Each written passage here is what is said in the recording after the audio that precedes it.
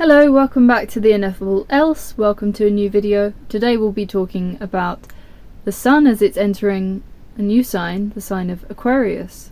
This is the sign which in German it literally translates as the waterman, the man holding the water. But actually it's an air sign. It is an air sign to do with the higher mind and wisdom and knowledge, and that is contained within the water, which is then poured down upon the earth. Today I was listening to something which was talking about the Great Flood being something consistent in all historical traditions, all different religions. On every continent there's a story of a great flood coming as a punishment for humanity's behaviour from God, so that he can have a fresh start and he can take us back to the cosmic soup and start again.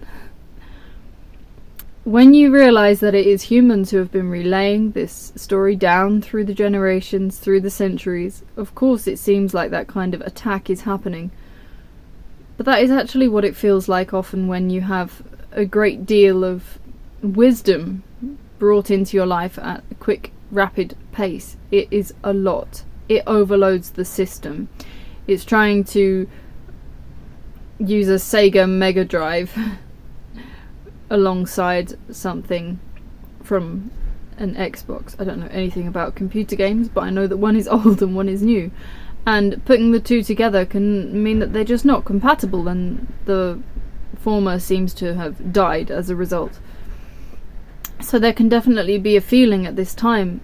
This is the age of Aquarius. This is an overarching umbrella energy which coats everything. So it's heightened at this time of the year when the sun is particularly there.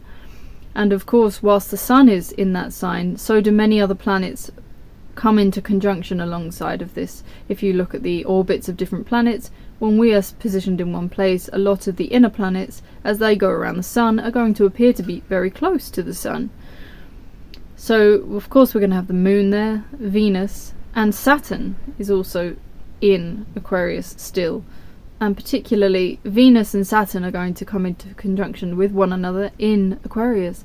Aquarius is both deep wisdom and knowledge of the ancients, but it's utterly new and brought into a new perspective with fresh lenses. It's having a new form of microscope. It's having a new... They always talk about how the atom is the smallest, or was the smallest particle that you could humanly observe with the technology that we have, but there was always the caveat that we can only observe that because it is the best technology that we have for that. There may be something smaller. And it's similar with everything in this world. As technology advances, our brains cannot necessarily keep up with all of this.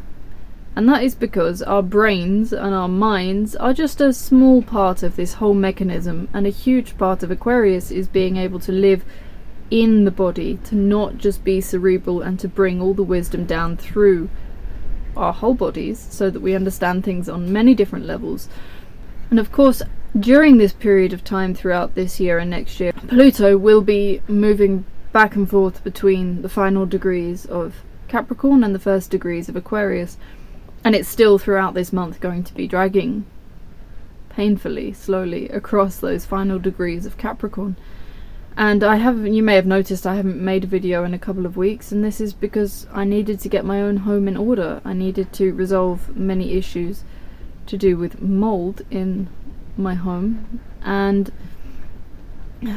as we had been away and neglected, we'd been travelling up in the higher realms, visiting art galleries and the Renaissance, and it's all fantastic, and we come back to the very grounded reality of mould everywhere through our absence.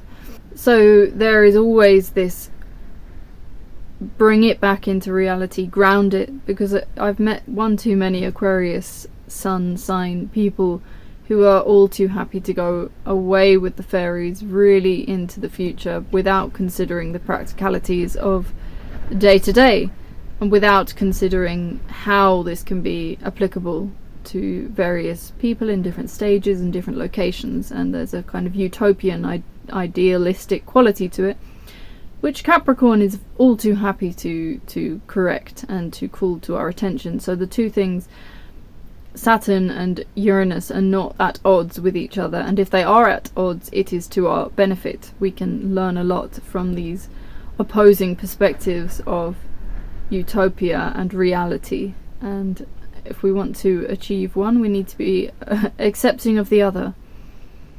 But of course, the blessing with having Saturn in Aquarius is it's very forward thinking, it's moving.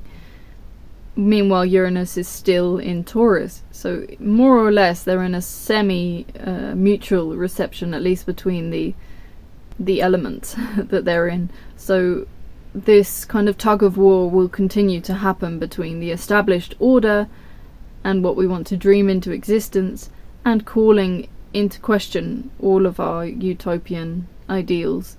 And I found myself more than ever over the last few years looking into history. It's so easy to imagine that history more or less started with the Industrial Revolution, and before that we were just in the Dark Ages, and there was so much happening within human consciousness to bring these things forwards, to finally birth them in a physical sense, which had already been happening in almost the more difficult realm of opening the mind and expanding the mind and opening ourselves up to possibilities. So we need the dreamers to help us evolve.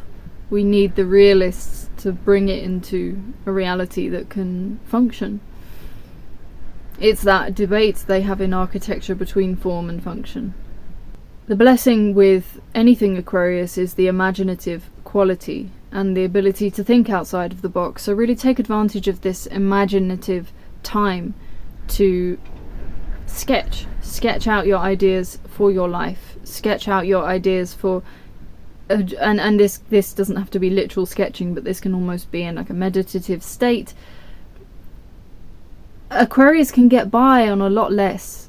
You know, you can feed it so much with words, and this is going to be a time to stop watching so much, start listening more, start reading more, and letting your mind create these places. And it's one of those things that I've sidelined for the last few years, which is creative, imaginative exploration through meditation. You know, really imagining and going into your Merkaba and creating these safe spaces and stuff that I was having great fun with, but it was to the detriment of the physical world. Now you can really bring that back into alignment within your more grounded reality, which also involves things like correct nutrition, correct sleeping patterns, and physical activity, and using the body, allowing it to move. The moment I move the body, the email comes that I was waiting for. The moment that I take a walk and really observe the birds and the nature around me is the moment that I get the inspiration for the video that I've been waiting for. And it is, through my personal experience, faultless. It always works that way. The moment I move myself, the universe moves in the direction that I want it to go. And maybe not the direction I want it to go consciously. Sometimes the things that I am fearing and putting off come to the surface, but they come to the surface, and that in the grander scheme of things is far better than just kind of moving centimetre by centimetre and kind of hoping nothing touches you. That's not really living. Really living is motion and feeling through motion, emotion, an emotional life as things are allowed to just pass through you and not stagnate. There's a protective bubble innately with Aquarian energy, as reality can be crunching down, as it has felt with this Capricorn generation that we've been through the last decade and a half. And yet with the Aquarian energy you can't be hurt, and it's being wounded so many times that you just say, well, come at me, life.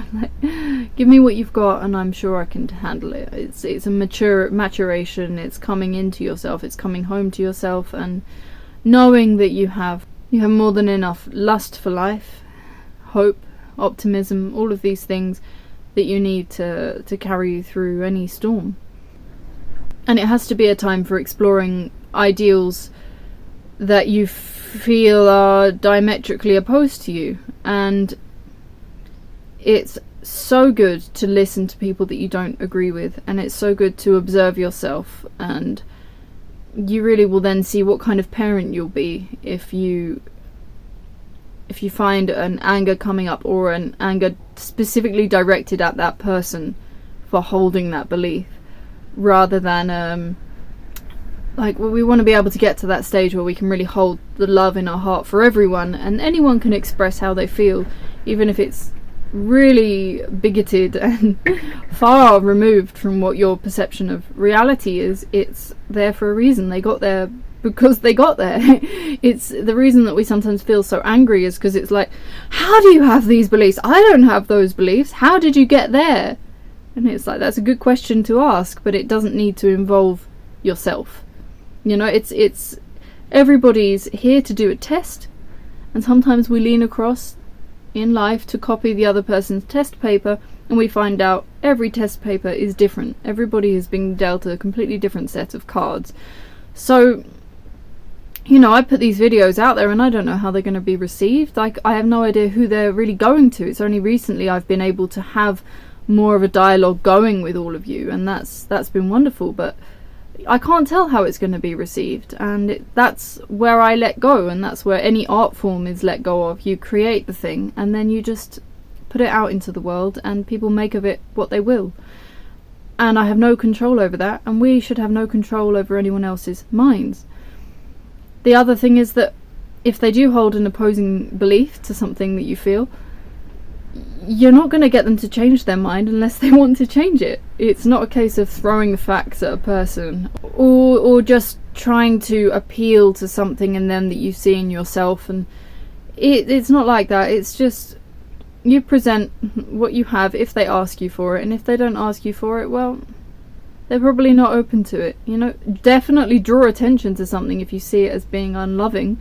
Don't be fearful of someone rebuking you if you say something and they don't receive it well. That's not the kind of thing I'm talking about. I'm just saying if they're not open to it, you can state the fact that you see or that you feel to be true, and firstly check yourself, like, how true is this true? And if it's really indisputable, then it's good to say these things, and you may well get rebuked and you may well get cast out for it, but you didn't lose anything that way. But it's better that you say these things. So sometimes we get into a state where I just won't say anything then, I don't want to offend anyone. It's like, no, we're all going to offend each other, whether we say something, whether we don't say something. We're offending each other all the time, because that's the nature of the human ego. So it's better to say something, have it there in front of them. If they blow up in your face, they're not open to it, so you can just stop. And if they are open to it, maybe then they can ask more questions and you can go more deeply into it. But it's about nuance, and it's about sensitivity, and also knowing that you don't know everything. There's probably another topic or area of life that you have not given appropriate time to investigate, and someone else has, and they have a lot of wisdom to share with you, but you may be blanketing them with something because they haven't been informed about something which you have informed yourself about. And this is the great thing with humans, we all have different experiences to share with each other. So if we could approach life with more of a curious eye, far more independent. I'm very wary of groups, I'm very wary of tribes, I'm very wary of identifying with a group of people, because there's too much social emotional validation that can come from there. That's how you corrupt politicians. It's not just with money. There are many roads to Rome. I was just in Rome, and it has a kind of, I mean, there's an evident darkness to it when you see the Colosseum and what it was used for, and the Saturnian principle I talked about in the last video. There's something of the control laden in the Roman culture of the past, of course. But there's also deeper levels to investigate with them, which is, in some ways they did allow freedom of religion. In some ways they did allow different cultures to continue to exist without having to change anything apart from pay their taxes to Rome. So it's a sort of right-wing way of being in their mindset, but it's also detrimental in the left-wing perspective when we think everybody has to have a united perspective on the world, when that's never going to be true. We've got different sets of eyes, we see different things, and especially if you look at our feeds on the internet, we're all shown completely different things through our algorithms. And the thing with Aquarius is it is very good at fighting, very good at discussion, very Gemini in that sense, very sharp-tongued when it needs to be, but it hopefully will have a higher perspective of when to be this way, and when to, during this month, try not to be so cut up by what people say. Know that there is a sharpness in the air, and there is literally a bitter bitingness to the wind where I am. And to be offended is to be foolish, really. Try not to be offended. Try not to be insulted. Don't let things, don't take things to heart. Know that we are just juggling at the moment. We're juggling with balls of different concepts and ideologies and ideas, and we're just seeing what fits. And the way to see if something fits is to see how people react. So of course observe your internal reactions to things, but let's open up the discussion about why things trigger us, and not just try to shut down the trigger, because I see we're entering a realm where trigger warning, and then you just can't talk about anything, and then therefore the trigger is never overcome, it's just avoided. And humans are so adept at avoiding. We've been doing that for generations. We've been avoiding all the pain of the wars that we've had throughout human history. We've been avoiding the pain of sexual assault. We've been avoiding the pain of familial coldness and familial hotness over aggressiveness, and just try and seek some kind of comfort in the opposite, instead of just sitting and addressing these particular things and seeing them for what they were, and then drawing a line under them and moving forward. Aquarius will give you that vantage point. It will give you that bird's eye view that can see things coldly from a distance, with perspective, with wisdom, and then help lead you to a place of more acceptance as we then enter into the emotional world, the absolute topsy-turviness of Pisces, rounding off the beauty of the year that we've experienced, and moving into the youthful, joyful, jovial sign again of Aries. And I love astrology for this cyclical reason, that we have the same experience year on year alongside the seasons to help us understand ourselves and see how we've changed and grown. So use this month in particular with Aquarius to observe how you've grown and changed, more so than when you were setting your intentions on January the 1st, and instead spend this time calling into focus the things that you've got right, the things where you wish you could improve, the things where you've changed dramatically, in which areas have you changed for better or worse, and just kind of looking at history with a dissecting lens. And when you've had enough of that, and you kind of can ride that wave, because the mind will be playful here, it will be wanting your attention, as it always is, but particularly with this kind of energy, particularly if it's quite chilly and you're inside. So play with it a while, but then ultimately Aquarius doesn't need a lot of feeding, so really take the time to meditate and to be with yourself and to bring it down into the body. Anything you think, bring it down into the body, see if it rings true throughout all of your centers, and slow down, because that's also what this time of year calls for. It's not a busyness, it's not a hastiness, it calls for consideration and wisdom, and connecting with old stories. What are the old tales of your life? What's the lore of the land? The lore, Lore, the folklore associated with where you are staying currently, where your ancestors lived, where your roots are from, what you've been influenced by It would be strange for me growing up in London to say I was not extremely influenced by Jamaican culture. It just was everywhere. So it's hard for me to not have been affected by all the cultures I came into contact with growing up, particularly Jewish as well. And I mean, it's the most multicultural city in the world. So I've always got this Aquarian perspective of a unified sense of humanity as being this one thing, and then being the absolute rainbow in all its possible shades and darkness and light. So what is your relationship as a global citizen? I'm incredibly independentist, if that's the word. I really believe that we are individualistic, that's it. And people might say that that's quite a dark term, selfish, individualistic, you don't care about other people. And I mean it in quite the opposite way. What I mean is that there's no need to have validation externally, it comes from within, and there's no need to alter your beliefs to suit other people.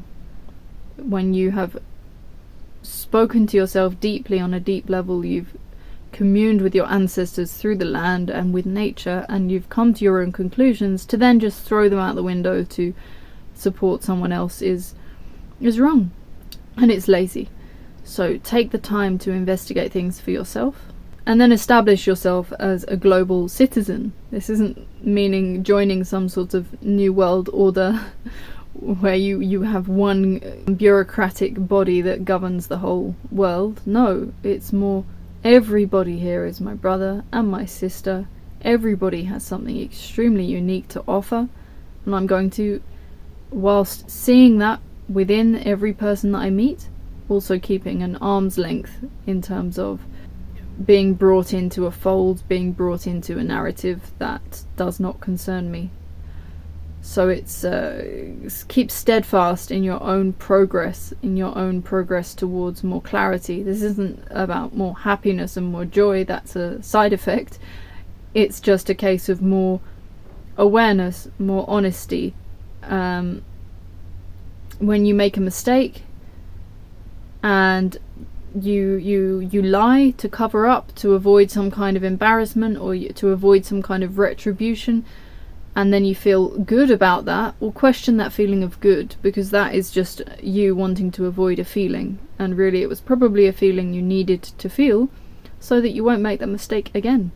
And we can't get into a state of saying that, oh, nothing's a mistake, it's all just meant to be, and at the same time want progress, true progress, because we're not going to progress unless we do the work. So here's that Capricorn shining through a razor sharp tongue of Aquarius.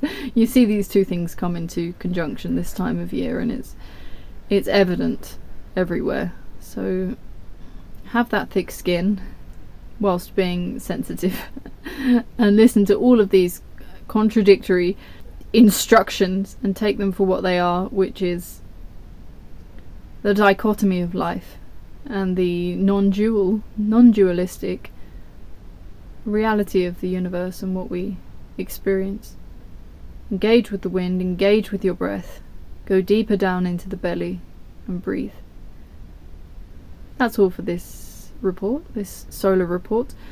The final one will be next month with Pisces, before we start a new astrological calendar year.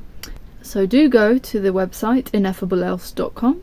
Follow me on Instagram, _ineffable_else, and also join the Facebook page. And I'm thinking of setting up a group on there so we can go deeper into your personal charts, and then you can also arrange a professional one-on-one reading with me, which we will have via Zoom. So thank you so much. I will see you in the next one. Goodbye.